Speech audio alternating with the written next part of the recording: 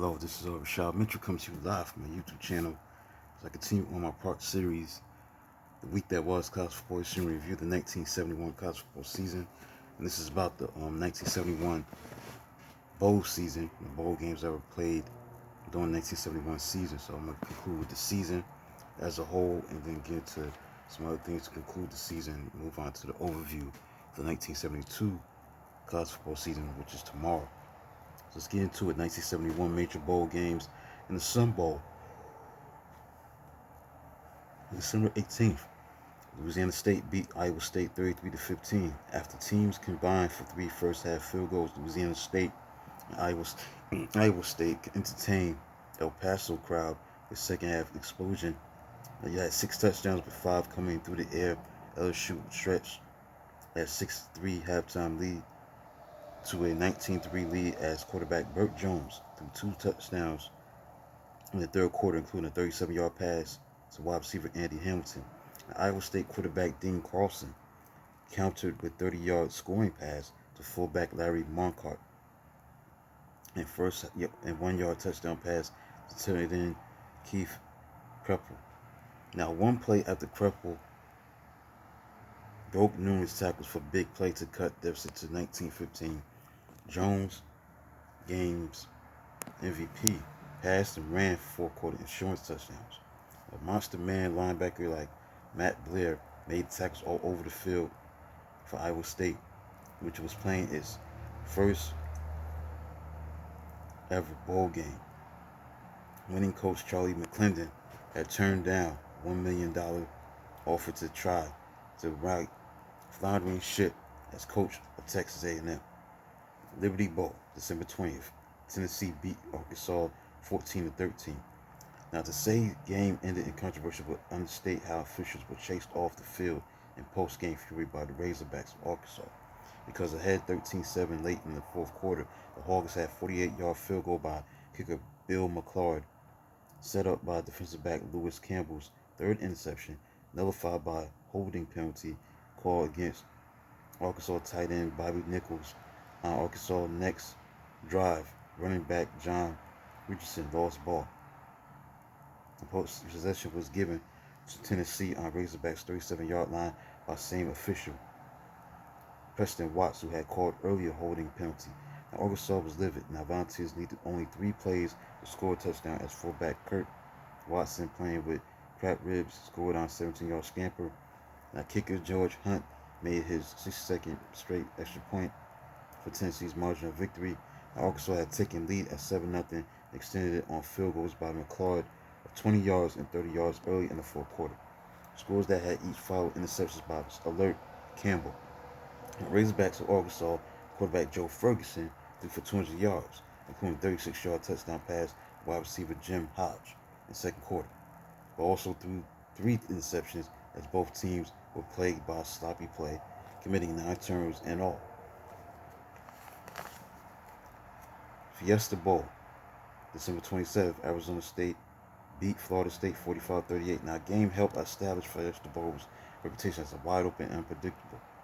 The team that had ball at the end of the game came out a winner as halfback Woody Green scored from 2-yard line with 34 seconds left to win the game for hometown Sun Devils. The finish was wild as Arizona State wide receiver, wingback Steve Holden broke a 31-31 tie with 68-yard punt return for a touchdown with 6 minutes left.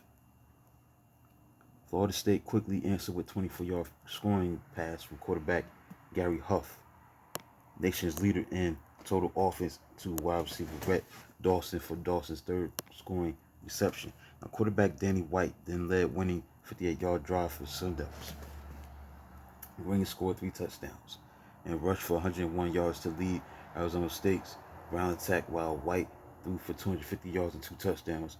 Huff finished with 347 yards in the air, but was picked off 3 times.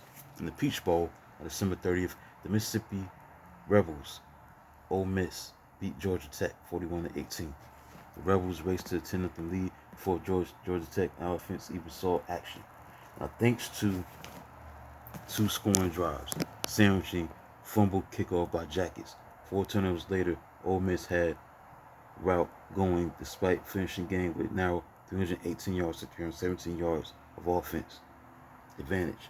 Now, Rebels alternated sophomore quarterbacks like Norris Weiss, who opened scoring with 1 yard keeper, with fellow sophomore Kenny Lyons, and both led multiple scoring drives, each for quarterback through touchdown, as Rebels built a mammoth 38-0 lead in the second quarter.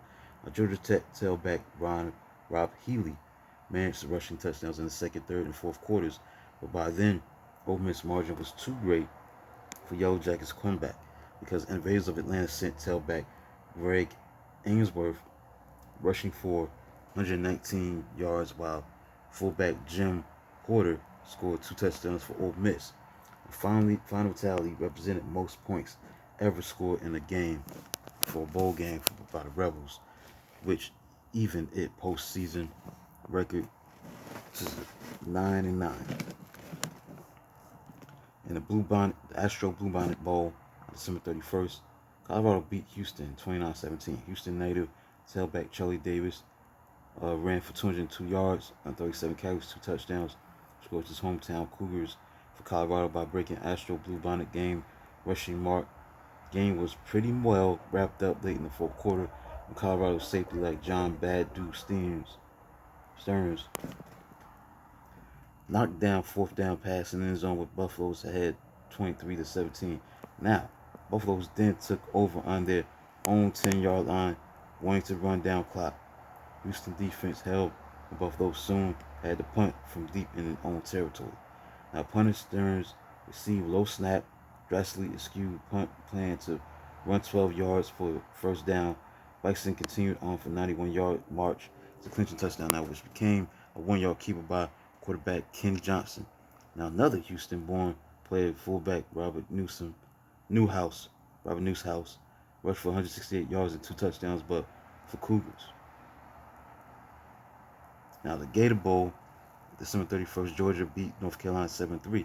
Now, attention was drawn to game sideline the tacticians as Gator Bowl featured conservative showdown of Dooley and coaching brothers, Georgia's Vince Dooley and North Carolina's Bill Dooley. Vince of Bulldogs won bragging rights and mighty defensive struggle as teams ended up first half and scores tied before opening things up in third quarter with 10 combined points on a 35-yard field goal by Tar Heels kicker Ken Craven, and 25-yard scoring run by Georgia tailback Jimmy Poulos. Georgia marched 80 yards for winning touchdown after Craven missed 45-yard field goal attempt that might have launched Carolina to a strong 6-0 edge. North Carolina managed only 181 yards of total offense with tailback Louis Jolly leading team with 77-yard rushing. Teams each matched prior Gator Bowl record of 10 points. Cotton Bowl on January 1st. This matchup was between Penn State and Texas as Penn State beat Texas 30-6. Texas offense was mistreated in Cotton Bowl as Longhorns were kept out of the end zone for first time in any game since 1964. Good defensive play allowed Texas to enjoy 6-3 halftime lead, but that quickly became history as alert. The Lions converted 3 Texas fumbles into points. Halfback Lydell Mitchell, who rushed for 146 yards, scored from 1 yard out early in the third quarter to cap a short 41-yard drive that followed fumble by Texas quarterback Eddie Phillips. Penn State upped the lead to 17-6. Scoreback John Huffnagel hit open wide receiver Scott Skorzinski for a 65-yard touchdown. Skorzinski beat injured defensive back Mike Bayer, who unknowingly for Texas was in game despite being, as coach Darrell Royal described it, out of his head, out on his feet. Defensive end Bruce Bannon led the Lions defense that held Longhorns to 159 yards rushing, significant 132 yards below its average, gained 376 yards to 242 yards, and scoring their only points on 2 field goals by kicker Steve Valek. Longhorns apparently were affected by the departure of coach and wishbone guru Emory Bellard, who left in December to become the head coach at rival Texas A&M. And continue on, got 3 more bowl games to talk about and recap. The Rose Bowl on New Year's Day, Stanford beat Michigan 13-12. For a second straight Rose Bowl game, Stanford upset undefeated Big Ten powerhouse. Heroics were spread among kicker Rod Garcia, quarterback Don Bunts, halfback Brown, Jackie Brown, and Thunder Chicken's defense. Trailing 10-3 in the fourth quarter, facing 4th and 10 situation, Brown breaks for 31-yard gain on a trick play out of formation punt formation. Now, ball was snapped to fullback Jim Keel,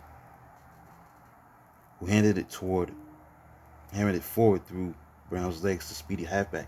Moments later, Brown tied game at 10-10 with 24-yard touchdown run. Now, Michigan quickly moved into position, hoping to at least make go-ahead field goal, but odd play unfolded when Wolverines came away with 12-10 lead, not 13-10 lead. Now, field goal try came up short. It was brought out of end zone by Stanford halfback Jim Ferguson.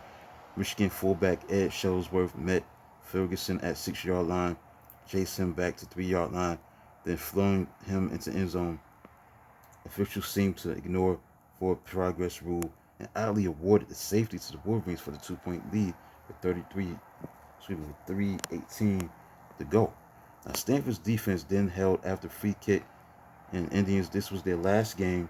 The controversial nickname entrusted ball and game to reliable Bunts. Now, Bunts was sharp on a critical 64-yard drive, hitting 5 for 6 with 2 going to wide receiver John Winsberry. Caught 8 passes for 112 yards to move Stanford to the Michigan 14-yard line. Kicker Garcia nailed a winning 31-yard field goal with 12 seconds left. A big moment for Stanford defense had come on opening drive of second half after Michigan marched the first and goal at 8-yard line. 4 downs later, Stanford regained as linebacker Jim Merlo and defensive back Benny Barnes stopped tailback Billy Taylor on 4th down run at the 1-yard line. Wolverines later broke 3-3 tie early in the fourth quarter on 1-yard touchdown plunge by fullback Fritz Seaforth that capped 71-yard drive, but Michigan never made another first down. In the Sugar Bowl, on January 1st, on New Year's Day, Oklahoma beat Auburn by a score of 41-22. Now, Sooners routed Auburn, building somewhat shocking 31-0 halftime lead of the SEC runners-up. Now, frustrated Tigers quarterback Pat Sullivan was outshone by Oklahoma quarterback Jack Mildren, who led juggernaut offense that amassed Sugar Bowl record 439 yards rushing, a whopping 87 carries. Mildren ran for 149 yards, 3 touchdowns, all in explosive first half when OU converted 3 turnovers in Tigers territory into big touchdowns, as Oklahoma defensive end Ray Hamilton fell on a fumble at the Auburn 41-yard line to set up Mildren's 5-yard touchdown run. Safety Jeff Norgren picked off Sullivan's pass that led to Mildren's second touchdown run. Linebacker Mark Driscoll added an exceptional trick pass attempt by Auburn All-American wide receiver Terry Beasley. Now, that led to another Mildred score. Sullivan threw for 250 yards, much of it on 2 late window dressing scoring drives, while Beasley caught 7 passes for 117 yards. The Tigers Sooners wingback Joe Wiley contributed 71-yard punt return for a touchdown, and kicker John Carroll added 53-yard field goal to set record for the longest field goal in Sugar history. And finally, in the Orange Bowl,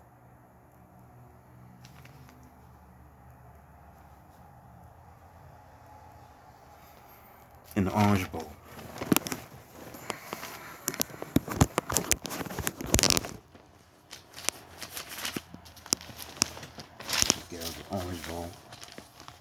Orange Bowl,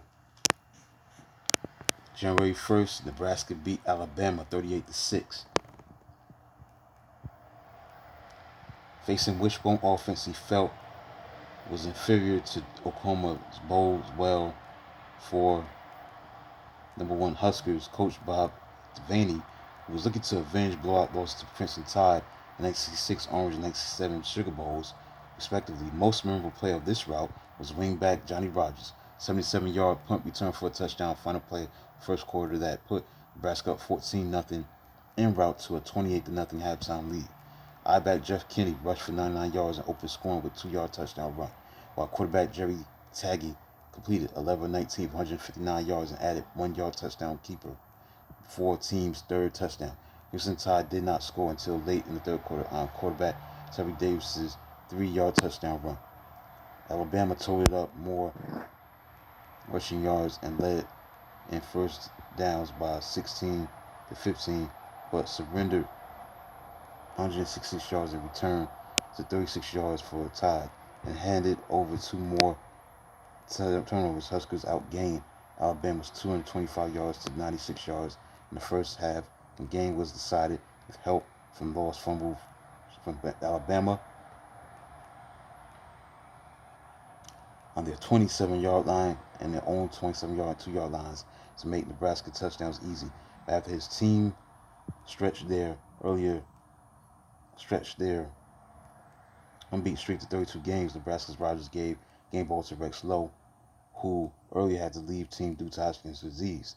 Now, the game marked the first matchup of undefeated, untied teams in any bowl since January of 1956, when Orange Bowl pitted Oklahoma versus Maryland. That was only the third time teams that was ranked number 1 and number 2 had ever met in the postseason. USC Wisconsin occurred in 1963, Rose Bowl, and Texas Navy in the 1964 Cotton Bowl. It was the worst Alabama defeat to date for Bear Bryant, who agreed with media saying Nebraska might be the best he ever encountered. Let's look at the AP poll. For January 3rd, Nebraska was number 1, 2 was Oklahoma, Colorado 3, 4 Alabama, 5 Penn State, 6 Michigan, 7 Georgia, 8 Arizona State, 9 Tennessee, 10 Stanford, Louisiana State, 11 Auburn, 12 Notre Dame, 13 Toledo, 14 Mississippi, 15 16 Arkansas, 17 Houston, 18 Texas, 19 Washington, number 20 Southern California. Top performance for 1971 was Nebraska. Top opponent's record was in favor of Alabama. Out of conference records, the best record in 1971 Southeastern Conference was 32-9-1 with a 7.738 percentage, 4-2 in the bowl season. 1971 individual statistical leaders. Here we go. Rushing yards, Ed Marinaro, Cornell, led the nation in rushing with 1,881 yards. Passing yards was Gary Huff, Florida State, with 184 completions for 327 attempts, 2,736 yards passing. And receiving yards was favorite Tom Reynolds of San Diego State, who had 67 catches for 1,070 yards. Let's look at the 1971 consistent All-American team.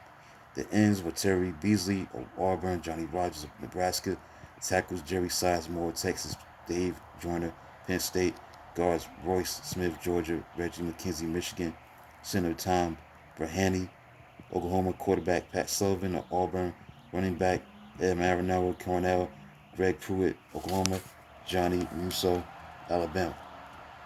Defense.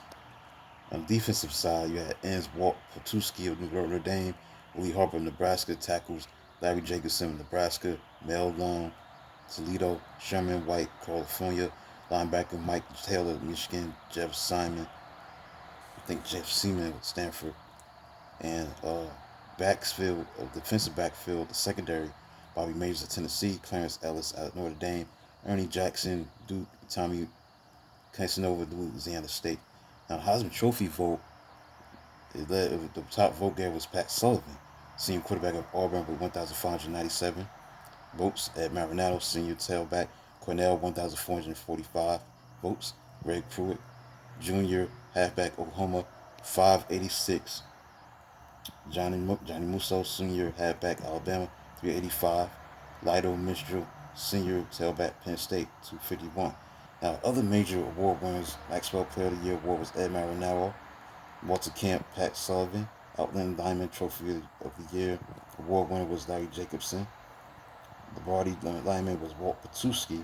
And AFCA Coach of the Year was Paul Bear Bryant of Alabama. So that concludes a look at the 1971 bowl season, as well as the stats that took place during the season, from rushing, passing,